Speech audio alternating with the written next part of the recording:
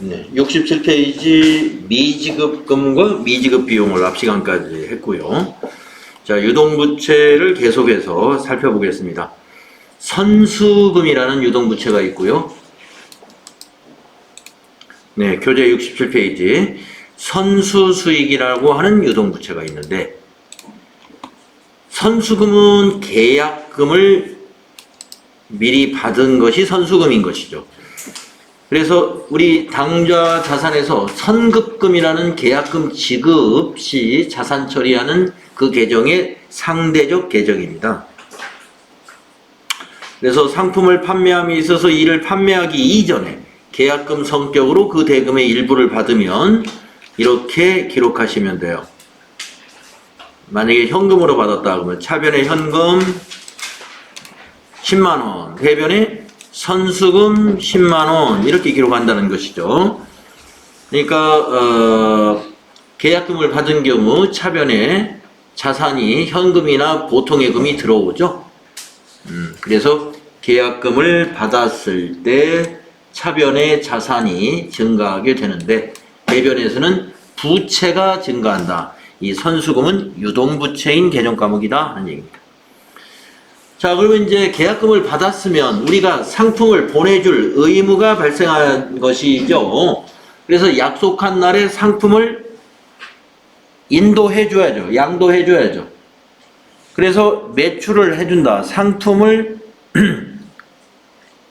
수익 인식하는 시점이라는 건 뭐냐면, 상품을 양도하면은 우리가 수익으로 인식합니다. 뭐라고 인식하죠? 상품 매출.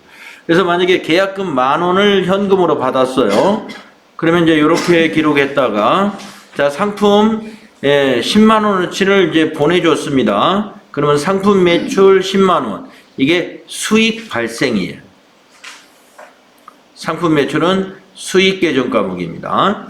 그러면 차변의 선수금 요 10,000원, 이제 상품을 인도해 주었으니까 부채가 여기서 감소하죠. 나머지는 외상으로 했다 이런 얘기죠. 90,000원 외상 매출금. 그래서 90,000원 외상 매출금은 이것도 자산이죠. 이건 자산 감소, 아니 자산 증가. 아까 여기 선수금은 부채 감소. 부채가 감소한 거죠. 상품 줬으니까. 부채는 여기서 증가했고, 계약금 받았을 때, 요 선수금이었을 때, 요 때가 부채 증가. 그래서 우리가 선수금, 계약금을 받았을 때 대변에서 부채 증가했다가 상품을 양도하면 차변에 와서 부채가 감소하는 이러한 회계 처리를 하는 것이 선수금입니다.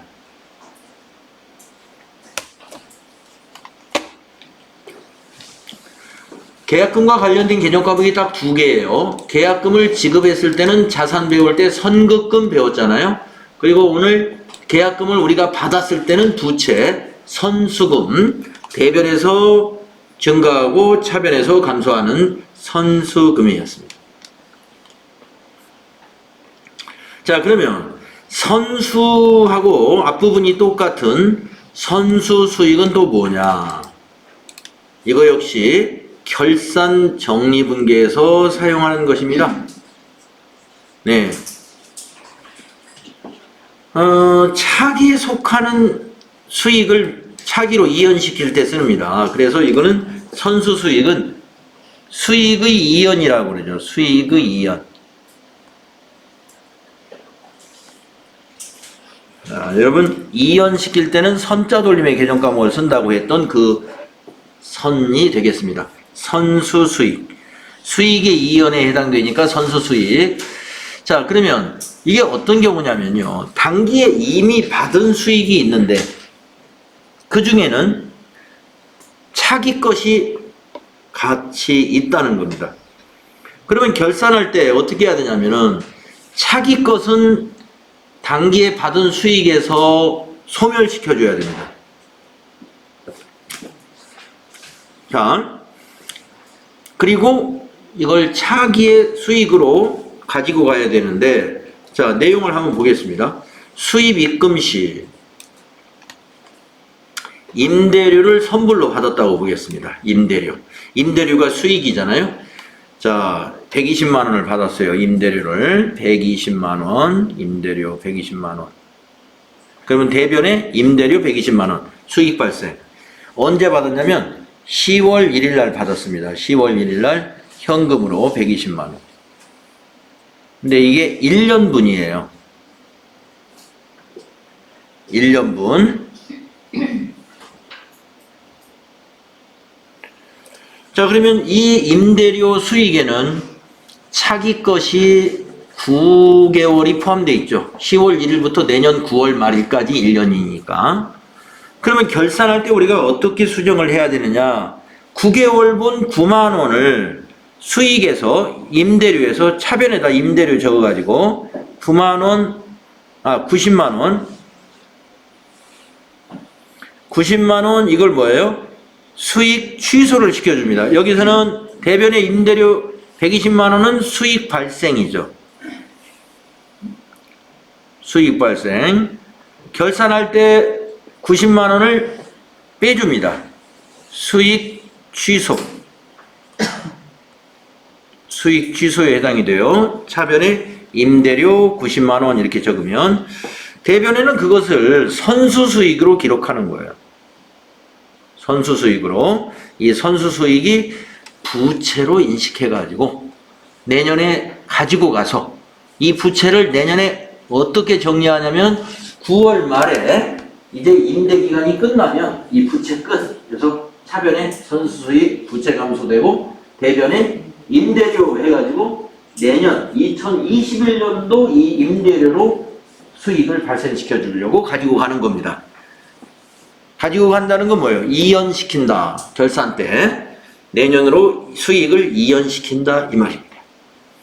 그래서 10월 1일 날은 현금주의로 120만 원을 현금으로 받은 걸로 회계 처리하고 수익 발생도 다 시켰어요. 그랬다가 결산 때 이걸 수정해 주는 거예요. 결산 수정 분계라는 걸 통해서. 그래서 수익을 취소시켜주는 차변의 임대료 90 하면 손익계산서에 임대료가 120만 원이 갔다가 90만 원이 감소되는 거죠. 그러면 30만 원만 단기에 임대료로 남게 됩니다. 이 수정을 해주면. 이때 대변의 선수수익, 이것이 유동부채에 해당이 됩니다. 자, 그러면 이제 우리가 그 미자 돌림, 선자 돌림, 미자 돌림 2개, 선자 돌림 2개, 이것이 다 끝났어요. 우리가 당좌자산 공부할 때는 미수 수익하고 선급 비용을 공부했었거든요. 자산 공부할 때. 예. 요게 자산이에요. 미수 수익하고 선급 비용, 요게 자산. 그리고 지금 이 시간에 배운 것이 부채에서 배운 것이 미지급 비용과 선수 수익이 지금 부채에서 공부하고 있는 겁니다. 요 네 개가 수익과 비용의 발생과 이연에 관련된 개념 과목이에요. 요 네 가지가. 네. 회계 공부, 분계를 처음 공부하실 때 가장 뭐라고 그럴까요? 헷갈린다고 할까요? 오락가락 이해가 잘 안 가는 부분이 바로 요 단계입니다. 수익과 비용을 발생시키고 이연시킨다는 그 결산 수정분계상. 이게 어렵다 하는 호소를 많이 하게 됩니다. 많은 사람들이 다 이거 어렵다고 그래요. 네. 이 어려움을 어떻게 그러면 해결하느냐? 이걸 반복해서 분계 연습을 해야 됩니다. 문제를 많이 우리가 부닥쳐 보시게 되면 여러분이 이제 어느 날 깨끗이 정리가 됩니다. 그래서 수익을 발생시키는 거죠. 볼까요? 발생이니까 미자죠. 그 그 다음에 이연시키는 거. 이연 시키니까 선자 돌립니다. 예. 그 이론 문제 맞출 때 이것만 알아도 쉽게 답을 찾을 수 있는 그런 문제가 간혹 나와요. 예. 그럼 뭐 깊이 생각하지 말고 발생시켜야 돼? 그럼 미자 돌림 된 것만 잘 찾아야 돼. 근데 그게 수익이었다? 그러면 뒤에도 수익 찾으면 되고, 비용이었다? 그러면 뒤에도 비용 나와야 돼요. 예. 마찬가지로 이연이다 라고 하면은 그게 수익이야? 그러면 이연 선자 돌리면서 뒤에 선자 돌림으로 시작해서 수익으로 끝나는 거고, 그게 비용이었어? 그러면 선자 돌림으로 해서 비용으로 끝나는, 예, 그게 답인 것입니다. 그게 개정 과목들이 이런 것들이 다 있을 수 있다 이거예요. 예. 이런 것들이라는 게 뭐냐면은 지금 방금 얘기한 대로 여기가 수익이잖아요. 그러면 여기 있는 개정 과목들이 다 수익 개정 과목. 수익 개정 과목들. 그 다음에 비용이잖아요. 여기 있는 개정 과목들이 임차료, 이자, 지급, 수수료 이게 다 비용이란 말이죠.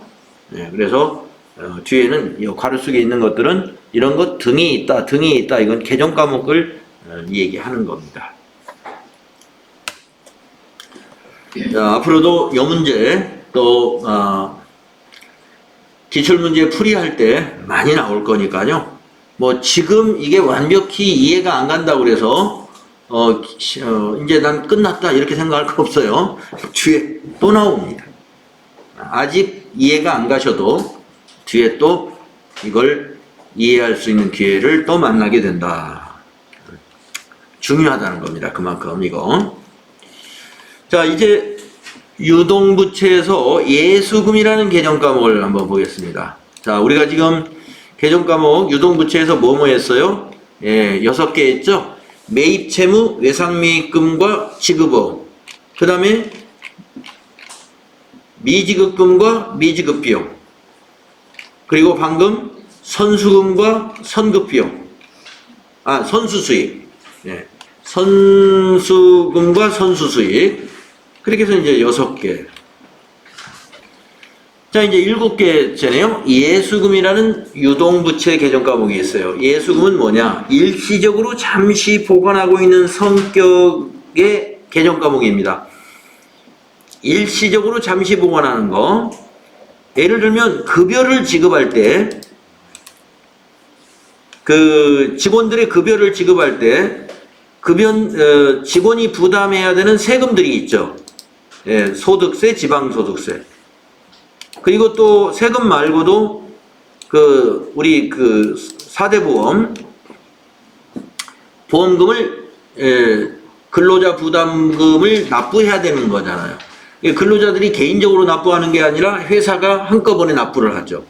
그래서 급여 지급하는 날 그걸 공제해 준단 말이에요. 사회보험료, 건강보험료, 고용보험료, 또 국민연금 여기 떼놓는단 말이죠. 그 돈을 공제금액 합계를 예수금이라는 부채로 인식하는 거예요. 부채로. 그랬다가 나중에 어떻게 합니까? 다음 달 10일 날 입금을 해야죠. 그때 부채가 상계, 부채가 없어지는 겁니다. 자, 밑에 주의 내용은 뭐냐? 우리 기업이 원천징수 의무 이행을 위해 지급할 금액에서 일정 금액을 떼는 것. 우리 기업이 원천징수한 것 이 말이에요. 이걸 원천징수라고 그래요. 그러면은 개정 과목이 예수금으로 부채로 인식한다. 그런데 우리 기업이 받아야 될 금액을 일정액이 있는데 우리 기업이 받아야 될 돈에서 원천징수를 당했다. 네, 좀 말이 그런데 원천징수 당했다 이 말이에요. 받을 금액을 당했다. 그러면 이제 은행의 이자 같은 걸 생각하시면 돼요. 이자를 받아야 되는데 예금 이자가 100만 원이 발생했는데 은행에서 100만 원을 다 안 주고 은행에서 우리 회사의 이자를 원천징수 하더라 이겁니다. 네, 100만 원을 다 안 주고 10만 원을 떼고 90만 원만 주더라. 그러면 우리는 이거 어떻게 하지? 10만 원 이것을 선납세금 자산으로 처리합니다. 자, 기업이 원천징수 할 때는 예수금, 부채. 다른 거래처나 종업원을 근로자, 우리 종업원을 상대로 해서 원천징수 할 때는 대변의 예수금이라는 부채로 인식하고, 반대로 기업이 원천징수를 당할 때는 차변의 선납세금이라는 자산으로 인식하는 거예요. 선납세금. 자산으로. 예. 요거 예제가 나올 겁니다. 나중에 문제가. 지금 여기서는 부채를 공부하기 때문에 선납세금 예제가 지금은 안 나오는데 뭐 기출문제나 모의고사에서 나올 것 같아요. 이건 선납세금은 언제 나오느냐? 은행에 예금한 정기예금이 만기가 됐다 그러면 선납세금 분개를 해야 돼요. 정기예금이 만기가 되면은 원금도 찾고 이자도 찾죠. 그때 이자를 다 못 받고 우리가 당하는 게 있단 말이에요. 떼이는 거. 그 떼이는 금액을 차변에 선납세금 잡으면 돼요. 그럼 분개가 딱 맞아요. 네. 그래서 정기예금이 만기가 됐다 이런 거래 나오면 아 이거는 선납세금 있겠구나. 선납세금이 나타나겠구나. 자 이번에는 이제 여기는 예수금이니까 내용이 이렇습니다. 자 이 표를 보시면 다음 페이지 표를 보시면 급여를 지급할 때 근로소득세나 지방소득세, 사회보험료를 뗀다 이거죠. 예를 들어서 급여가 500만 원이에요. 한 사람 급여를 예를 들어서 500만 원인데 그 사람의 소득세, 지방소득세, 사회보험료 다 공제 금액을 입력해 보니까 계산이 딱 도전해서 계산을 딱 해줍니다. 그랬더니 금액이 얼마가 나왔냐면 30만 원이 나왔다. 그러면 이게 예수금이에요. 그러면 이 직원에게는 보통예금으로 이체를 시킬 때 얼마만 이체시키느냐? 470만 원만 이체시키죠. 그래서 직원은 470만 원을 수령금액으로 받는 거고 회사는 보통예금이 대변에 470. 나머지 30만 원은 우리 회사 돈이 아니고 이거는 납부해야 돼요. 세금으로 납부하고 보험료로 납부하고 그래서 부채로 인식한다. 그랬다가 다음 달 10일 날 납부한단 말이에요. 그때 차변의 예수금이 없어집니다. 그때 납부할 때. 네. 만약에 30만 원 다 납부했다. 그러면 대변에 30만 원 없어지고 현금으로 납부했다. 차변에 예수금 30만 원 이렇게 하면 되는데 복리후생비라는 건 뭐냐? 자, 우리가 세금 같은 거에는 회사가 부담하는 것이 없지만 소득세나 지방소득세는 그러나 사회보험료는 어떻습니까? 사회보험료는 회사가 절반을 지원해 주죠. 그래서 사회보험료 중에 세 가지 건강보험료, 국민연금, 고용보험료. 그리고 하나는 이제 산재보험료가 있어요.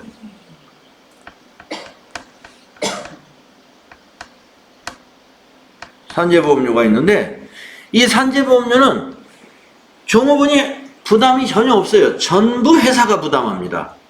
그래서 산재보험료는 회사가 복리후생비로 처리해요. 건보료 회사가 절반 부담하죠. 그것도 복리후생비로 처리해요. 고용보험료 이것도 회사가 절반 부담합니다. 이것도 복리후생비로 처리해요. 그런데 국민연금은 보통 기업들이 이거는 복리후생비가 아니라 세금과 공과금으로 인식을 합니다. 세금과 공과금.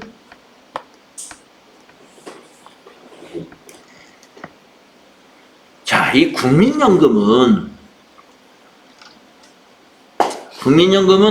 직원이 나중에 국민연금을 받을 수 있는 연금 수령 연령이 되면은 연금으로 받는 거잖아요. 그냥 그건 순수한 뭐예요? 순수한 개인의 노후 자금입니다. 예, 노후 자금. 그러니까 복리후생적인 성격이 아니라는 거지. 기업 입장에서 보면 꼭 세금 떼이는 것 같은 거. 예, 그 직원이 퇴사하면 뭐 아무 관계가 없는 거예요. 국민연금하고 회사하고. 그런데 건보료라든가 이런 거는 직원이 건강하고 다치면 빨리 저기서 치료받고 이렇게 해야 직장 생활 잘 할 거 아니에요. 그건 이거 복리후생적인 거다 이렇게 보시는 거고. 고용보험료도 우리가 이제 실직을 하게 되면 고용보험관리공단에서 그 자금으로 여러 실업급여를 주는 거잖아요. 그런 차원에서 이게 그것도 직원의 복지를 위한 일이라고 볼 수 있어요. 실업되었을 때 실업급여를 주는 거. 예. 그리고 산재보험료. 네. 산재를 당하면 나중에 더 이상 근로를 할 수 없게 되면 산재 연금도 받아야 되고 그런 자금, 그런 기금을 기업이 부담을 하죠. 그러니까 이것도 복리후생적으로 보는 거죠. 근데 국민연금은 세금과 공과로 인식을 합니다. 세금과 공과금. 자, 그래서 복리후생비가 왜 예수금이 감소할 때 복리후생비가 왜 오느냐? 회사 부담분을 여기다 기록하시면 돼요. 복리후생비로. 국민연금 뺀 거. 네. 자, 그래서 예수금 개정 과목에 대해서 알아봤습니다. 공제금액을 대변의 예수금으로 기록했다가 납부한다 그러면 그 금액을 종업원 부담분을 차변에다 기록해주면 없어져요. 부채가. 그렇게 해서 없어지는 거다. 자, 이제 단기 차입금. 네. 자, 유동부채 단기 차입금은 무엇이냐? 자금을 차입하고 그 상환기간이 1년 이내에 도래하는 차입금을 말합니다. 그래서 은행에서 6개월 만기로 빌렸다든가 1년 만기로 빌린 돈들이 다 단기 차입금이에요. 그래서 빌려가지고 은행에 보통예금에 입금했네요. 차변의 보통예금, 대변의 단기 차입금. 그리고 이제 그걸 갚으면 어떻게 되겠어요? 단기 차입금 차변에 와서 부채 감소되고, 그렇죠? 예. 대변에 회사 보통예금으로 이제 인출해서 계좌 이체해서 갚아야 되겠죠? 그때 이제 만기 때 이자도 같이 갚으면 이자 비용이라는 비용이 발생하겠네요. 예. 이자 비용은 그 부채 감소가 아니라 비용 발생이고 여기 있는 단기 차입금이 부채 감소가 되는 거죠. 예. 부채 감소. 부채는 대변에서 부채가 증가했다가 갚으면 차변에 와서 없어진다. 이것이 단기 차입금입니다. 간단하죠? 자, 또 이제 유동부채에 가수금이라고 하는 것이 있는데 요거는 임시계정입니다. 가수금은 임시계정이다 이거죠. 일시적인 계정 과목, 즉 임시계정 과목.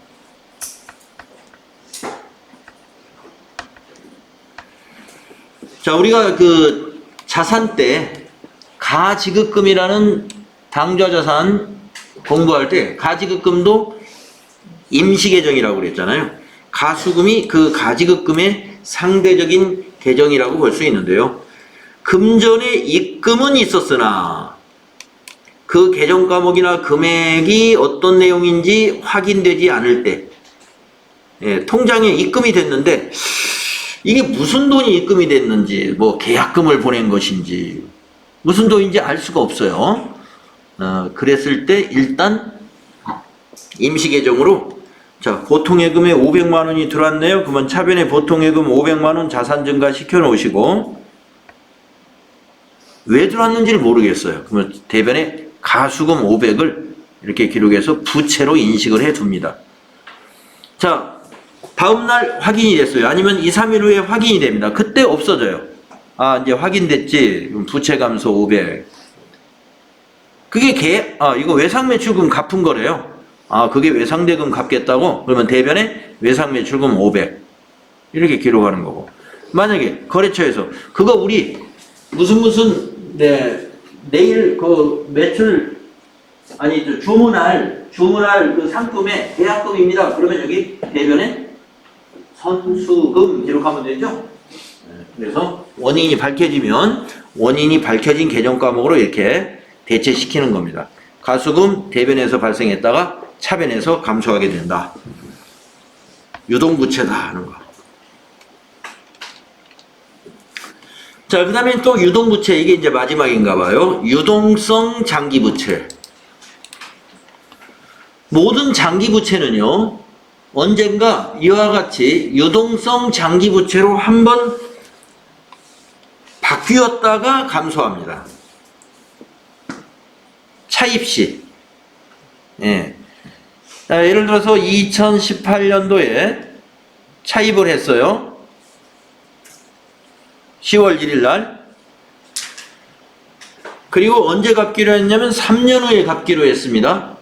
3년 후에. 그러면 19년, 20년, 21년.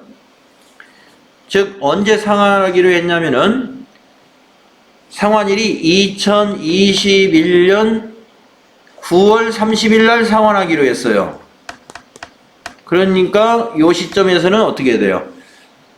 자, 돈을 1,000만 원 빌려가지고 보통예금에 3년간 쓰기로 하고 빌렸습니다. 그러면 차변에 보통예금에 1,000만 원 들어오고 대변에 장기차입금, 농협에서 빌렸다고 보죠. 농협의 장기차입금 1,000만 원 부채 증가. 자, 장기차입금은 유동부채가 아니라 비유동부채예요. 자, 근데 이 장기차입금이 2018년 결산 때도 장기차입금입니다. 왜냐면 그래도 1년하고도 9달 남았으니까. 근데 2019년 그래도 1년 9개월이에요. 근데 이제 2020년이 됐다고 했어요. 2020년 결산. 2020년 결산. 자, 우리가 상환하기로 한 날이 이제 9개월밖에 안 남았죠. 2020년 결산 때는. 그러면 우리가 부채는 유동과 비유동을 결산일 기준으로 1년 이내에 상환할 것은 유동부채로 바꿔놔야 돼요. 그래서 장기차입금 1,000만 원 감소. 대변에 유동성 장기부채. 거래처는 똑같이 농협이에요. 1,000만 원. 이러한 수정분계를 결산 때 해줘요. 2020년 결산 때. 그렇게 되면은 재무상태표의 부채 총계에는 변화가 없지만 비유동부채는 1,000만 원 감소하고 유동부채가 1,000만 원 늘어납니다. 그러니까 유동과 비유동의 구분이 달라지는 거예요. 재무상태표에서. 그랬다가 상환시 언제 상환해요?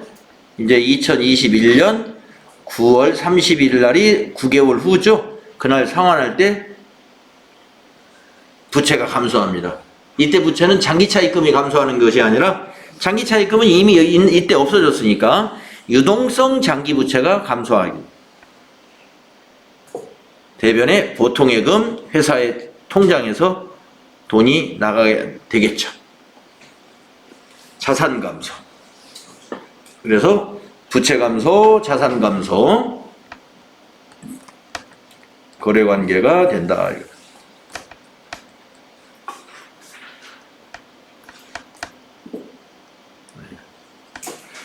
그래서 이 개정 과목은요, 유동성 장기부채라는 개정 과목은 결산 시에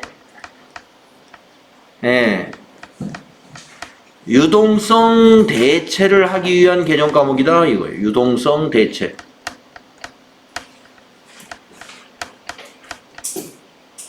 결산 시 유동성 대체하는 개정 과목이에요. 은행에서 처음 차입할 때 유동성 장기부채라는 개정 과목은 그때는 없어요. 처음 차입할 때는. 장기차입금이 나중에 결산 때 어느 한 결산 때 마지막 그러니까 12개월 이내로 들어오는 그 결산 때 유동성 장기 부채로 전환이 된다 이 말이에요.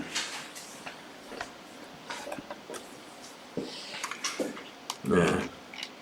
자, 그러면 우리가 이제 부채에서 유동부채 개정 과목 다 정리했습니다. 매입 채무 2개와 그 다음에 나머지 굉장히 여러 가지 것들을 했어요. 한 10가지 이상 했죠? 네. 유동부채 개정 과목들이 꽤 많이 있었습니다. 자, 이제 비유동부채를 보겠는데요. 비유동부채는 어떤 것이냐? 부채 중에서 유동부채가 아닌 것이 비유동부채이니까 결산일로부터 상환일이 1년 이후에 도래되는 장기부채를 우리가 비유동부채로 분류합니다. 자, 비유동부채 개정 과목은 많이 소개하지 않아요. 몇 개 없습니다. 첫째, 사채.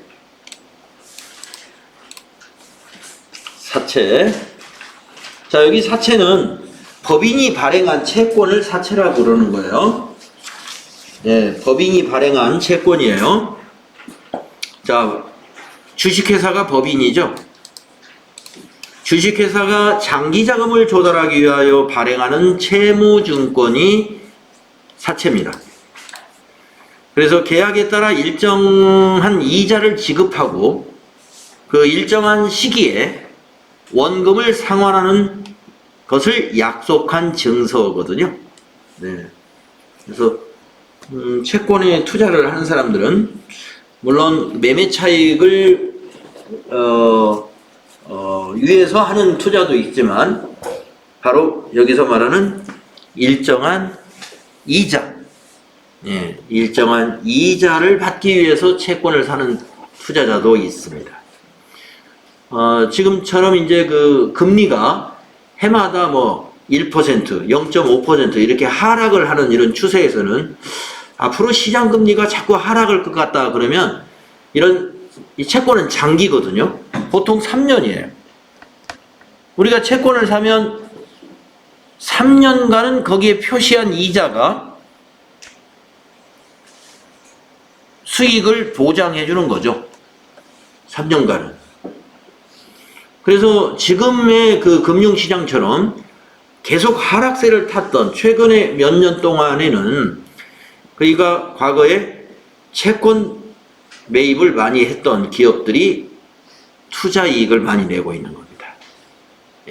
다른 우리 기준 금리에 비해서 채권 이자는 3년 전의 이자를 지금 지급해주고 있기 때문에 그런 것이죠. 금리가 하락했다고 이 주식회사가 갑자기 한국은행에서 금리를 0.5% 인하했네요. 저희도 인하해서 지급하겠습니다. 채권은 그러지 않아요. 표시한 이자를 그대로 약속한 날에 계속 지급합니다. 자, 그러나 채권의 이자가 항상 그렇게 유리한 것만은 아니죠. 만약에 지금 상황이 지금의 반전 상황이 돼가지고 금리가 반대로 오르고 있다고 한다면 지금 시점에서 채권을 산 사람들은 잘못하면 은행 이자보다도 더 낮은 이자를 받을 우려도 있는 것이죠. 3년 전에 낮은 상태를 이 채권도 그 당시 발행할 당시에 시장 금리로 발행이 되는 거나 마찬가지예요. 그 당시에 금리를 감안해 가지고 발행을 하기 때문에 그러니까 시장 금리가 막 오르는 추세다 그러면 채권에 투자한 사람들이 은행에 예금한 사람보다 수익을 덜 낼 수도 있는 거죠. 그러니까. 자, 그런 형태가 이제 채권이에요. 여기서 말하는 사채. 그러면 사채라 하는 거니까 투자한 사람 입장이 아니라 뭐예요? 우리 회사가 지금 발행했다는 것입니다. 자, 그래서 이 사채를 발행한 회사의 현금의 흐름표를 한번 보면은요. 자, 이게 이제 우리 회사예요. 우리 회사가 투자자는 개인도 될 수 있고 회사도 될 수 있는데 그 사람한테 돈을 받죠. 그리고 사채권, 아까 말씀드린 사채권에다가 이자를 언제 지급할 것이며 이자율은 몇 %다. 그리고 원금이 얼마다. 이 사람은 이 사채권자가 얼마짜리 사채를 샀는지 거기에 금액하고 표시 이자 정해줍니다. 그리고서 약속한 날에 이자를 계속 지급합니다. 사채권에 표시된 이자를. 그리고 이제 만기가 되면 가령 3년이라고 한다면 3년 후에는 마지막에 이자 줄 때 주고 또 원금도 상환을 해요. 이렇게 해서 회사가 부채를 상환하게 되는 겁니다. 이 액면금액 상환이라는 것은 사채의 상환을 의미하는 거죠. 처음에 발행할 때 부채가 증가하고 상환할 때 부채가 감소하는 거예요. 네. 그래서 지금 우리는 FAT 1급을 준비하는데요. FAT 1급에서 사채는 어디까지 분계가 나올 수 있느냐? 사채를 발행하는 분계까지 출제를 합니다. 네. TAT 2급은 발행 이후의 것도 문제를 내요. 발행 이후에 이자를 지급한다든지 사채를 중도에 상환한다든가 이런 것이 이제 TAT 2급이나 1급에서 출제가 되고 FAT 1급은 발행하는 시점의 회계 처리까지 어렵지 않은 것이 나오는 거죠. 그래서 사채의 액면 금액이라는 게 뭐냐? 여기 이제 용어 설명이 나오는 거예요. 자, 사채의 액면 금액은 한번 읽어보시면 됩니다. 액면 금액이란 사채의 표면에 기재된 금액이라는 뜻인데 경제적으로는 만기일에 상환할 금액이라는 뜻을 포함하고 있어요. 액면 금액, 사채 표면에 기재된 금액이고 그 금액을 상환하게 됩니다. 나중에 갚을 때. 그러면 액면 금액을 받은 거 아닙니까? 돈 받을 때 여기서 사채권자에게 만약에 사채권이 1,000만 원짜리 사채였다고 하면은 현금 1,000만 원 받은 거 아니냐? 그렇다면 이걸 액면 발행이에요. 그러나 사채는 꼭 이렇지가 않습니다. 그래서 여기서 이제 액면 금액을 우리는 만기일에 상환해야 될 금액이라고 이렇게 표현을 하는 거예요. 그리고 표면에 기재된 금액이다. 발행 금액이라는 표현을 안 쓰고 있죠. 발행 금액이다. 돈을 받은 금액이 액면 금액이다. 이런 표현을 안 쓰고 있다는 거예요. 그런 경우도 있으나 그렇지 않은 경우도 있기 때문에 액면 금액은 발행 금액은 아니에요. 표면에 기재된 금액이며 만기 때 상환해야 된다는 의미를 가진 거예요. 자, 그 다음에 액면 이자율. 액면 이자율은 사채에 적혀있는 이자율을 말하고요. 액면 이자율 또는 그걸 표시 이자율이라고도 해요. 액면 이자율을 표시 이자율이라고도 하며 액면 이자율에 의해서 다음과 같이 채권자에게 지급해야 할 현금 지급이자가 결정이 된다. 지급해야 될 이자를 말이죠. 지급해야 될 현금이라고 한번 바꿔보자 이걸. 지급해야 될 돈을 계산할 때 요 액면 이자율을 가지고 계산하는데 계산은 액면 금액에다가 액면 이자율을 곱해가지고 주는 거다 이겁니다. 그러니까 아까 액면 금액은 나중에 갚아야 될 돈이라고 그랬잖아요. 1,000만 원짜리라고 써 있으면 그게 1,000만 원이 액면 금액. 거기 이자율이 2%라고 돼 있으면 1,000만 원의 2%. 그 얘기가 되어 있습니다. 다음에 네 번째, 사채의 시장 이자율. 사채의 시장 이자율은 사채를 발행하는 시점에 자본시장의 시장 이자율이 그 이자율을 의미하는 것인데요. 자, 자본시장에 참여하고 있는 일반 투자 대중들이 사채 구입 대신에 다른 곳에 돈을 빌려주면 받을 수 있는 이자율을 시장 이자율이라고 하는데, 시장 이자율은 표시 이자율과 항상 일치하지는 않으므로 시장 이자율과 표시 이자율이 다를 때 사채는 할인 아니면 할증 발행하게 된다. 그래서 아까 액면 금액이라는 것은 꼭 발행 금액이 아닐 수가 있다 이겁니다. 왜냐하면은 액면에 표시된 표시이자율과 시장에서 결정된 시장 이자율이 항상 일치하는 게 아니기 때문이다 이겁니다. 자, 예를 들어서 만일 표시이자율을 연 10%다 이렇게 인쇄를 해놨는데 시장 이자율이 연 15%라고 하면 당연히 투자자들은 우리 사채를 안 사겠죠. 구입하지 않으려고 할 것이다 이거예요. 따라서 발행자는 어떻게 해야 됩니까? 사채를 할인하여 발행하게 된다. 네. 사채를 할인하여 발행하는데 어떻게 할인하느냐? 사채로부터 수익률이 시장 이자율과 같아질 때까지 할인을 한다 이거예요. 그러니까 이자율을 딱 고쳐버리는 게 아니라 우리는 10% 이자로 지급을 할 건데 그러면 이 사람들이 15% 이자를 받는 곳에 투자를 할 거니까 그러면 우리가 액면 금액을 1,000만원짜리를 팔 때 이 1,000만원짜리를 얼마로 깎아서 발행하느냐 그 얼마를 할인하느냐 하는 것이에요. 그 얼마를 할인하느냐 하는 것은 바로 현재 가치로 연금의 현재 가치 그리고 원금의 현재 가치라는 그 현재 가치 지수를 가지고 그걸 계산을 합니다. 그리고 시장 이자율보다 적다면 투자자들은 사채를 사지 않기 때문에 할인을 한다는 거고요. 반대의 경우도 있죠. 그래서 표시 이자율이 연 12%고 시장 이자율이 8%라면 이건 투자자들이 서로 살려고 하겠죠. 따라서 발행하는 우리 회사는 어떻게 해야 돼요? 할증해서 발행해도 사채가 팔린다 이런 얘기죠. 그래서 이 경우에도 마찬가지로 사채 수익률이 시장 이자율과 같아질 때까지 할증을 하게 됩니다.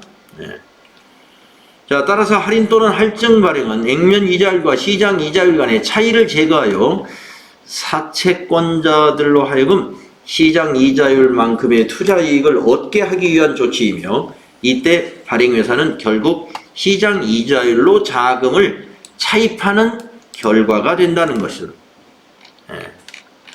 그래서 발행하는데 세 가지의 발행 종류가 있다는 겁니다.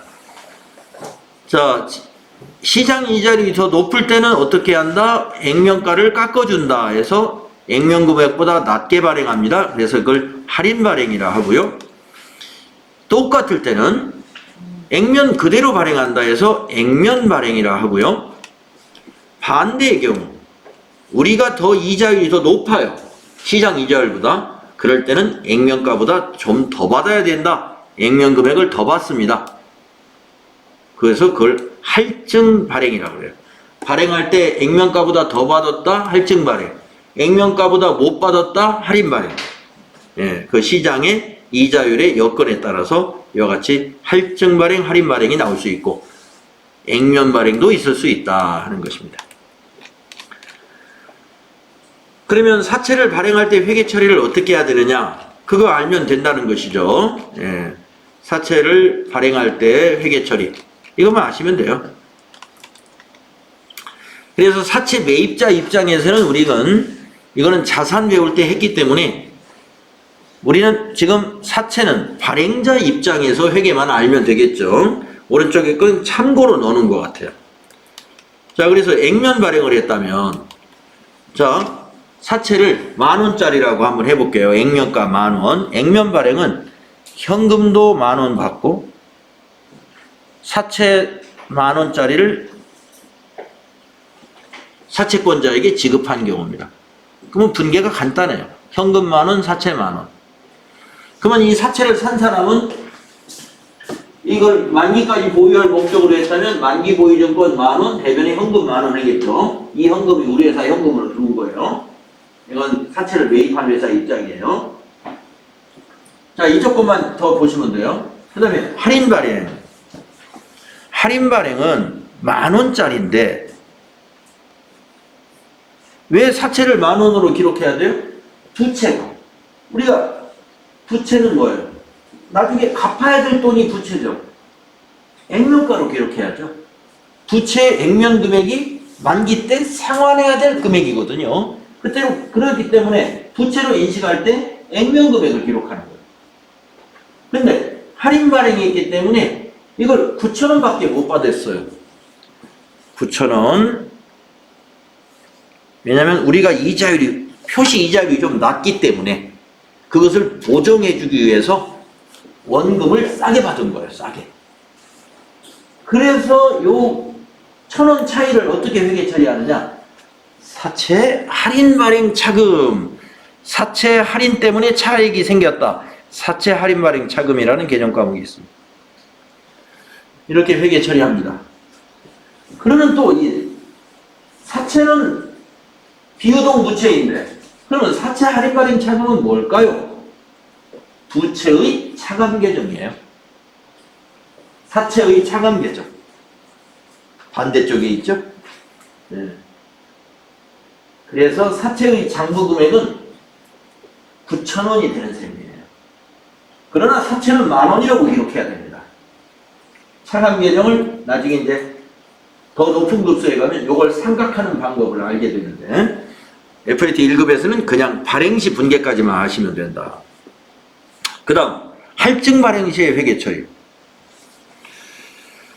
자, 그러면 매입자 입장도 한번 보면 매입자 입장은 항상 똑같아요. 네, 매입자 입장은 매입자 입장은 이걸 얼마 주고 샀느냐로 기록하면 돼요. 9,000원 주고 샀죠? 그럼 여기는 만기 보유정돈 9,000원, 현금 9,000원.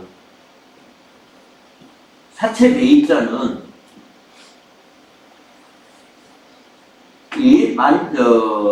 저기로 이걸로 기록하는 게 아니에요. 액면가로 기록하는 게 아니라 시가로 기록합니다. 사채 매입자는 액면가로 보지 않아요. 시가로.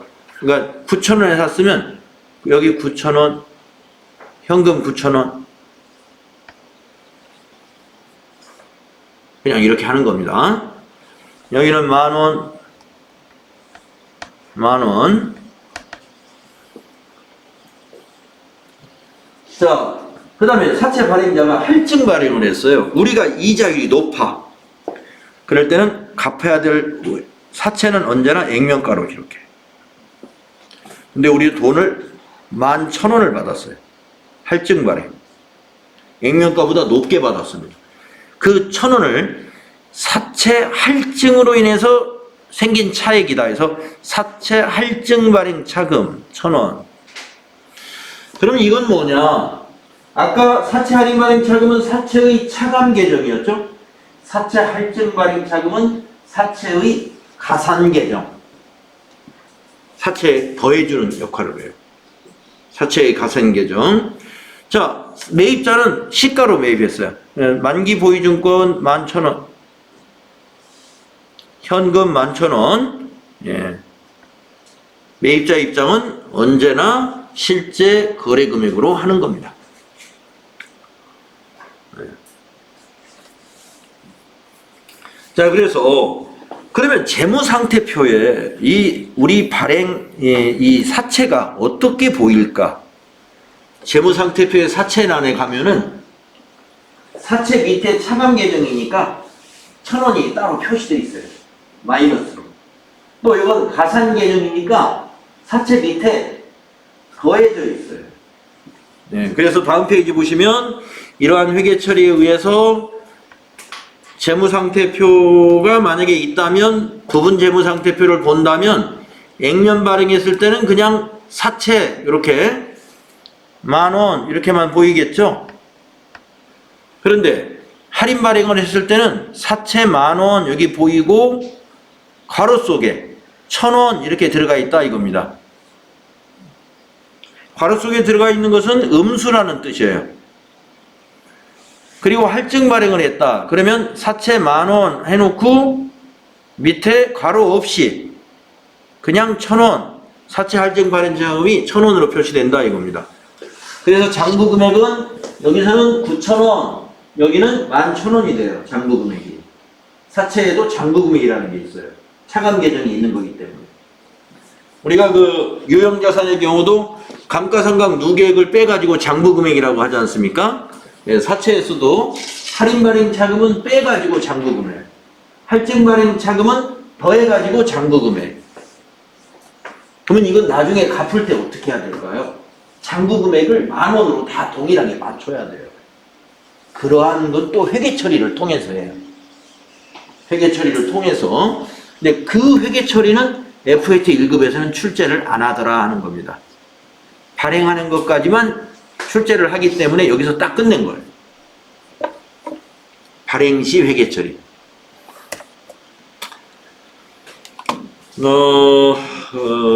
그러면은,